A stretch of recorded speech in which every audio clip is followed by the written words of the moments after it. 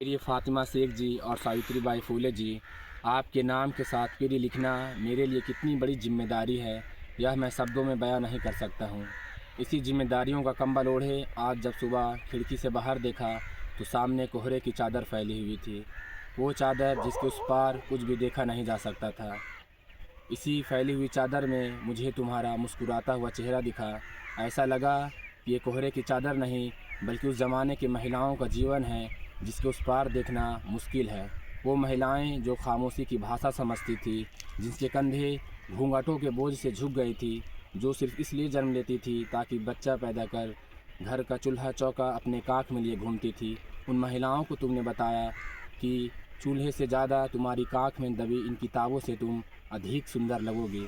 सुंदरता से भरी इसी दुनिया में जब कोई महिला या लड़की बस्ता उठाए ऑफिसों और स्कूलों की तरफ भागती है तो ऐसा लगता है कि ये तुम्हारे हिम्मतों का एक टुकड़ा है, वो टुकड़ा जो तुमने अपने अपमान को सहते हुए भी घर की किसी कोने में छिपा रखी थी। वो टुकड़ा अब विशाल पर्वत बन चुका है, वो विशाल पर्वत जो लाखों की भीड़ में शतक लगाकर गरजती है, जो इसरो को नई ऊंचाइयों पर पहुंचाकर खुशी से झूमती है, जो राष्ट्रपति पद पर बैठकर अभिमान करती है और यूपीएससी जैसी कठिन परीक्षाओं में टॉप कर दुनिया को महिला की शक्ति बताती है। दरअसल वो अपनी शक्ति नहीं बताती बल्कि वो ये बताती है कि उन टुकड़े को महफूज करने वाली वो महिला कितना ताकतवर होगी। शक्तिशाली इसलिए क्योंकि जब मैं सोचता हूँ कि जब तुम पहली बार स्कूल गई होगी तो समाज की क्रूरता ने तुम्हें पहली बार कैसे देखा होगा।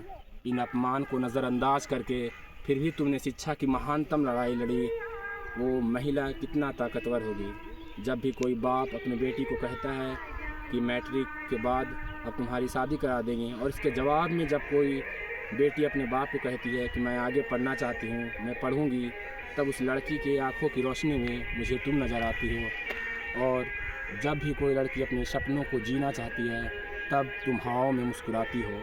माँ सलाम है तुम्हें और तुम्हारे इन टुकड़ों को। आज फ़ातिमा शेख जी और 3 जनवरी को सावित्री बाई फूले जी के जन्मदिन पर मैं उन्हें खिराज अकीदत पेश करता हूँ।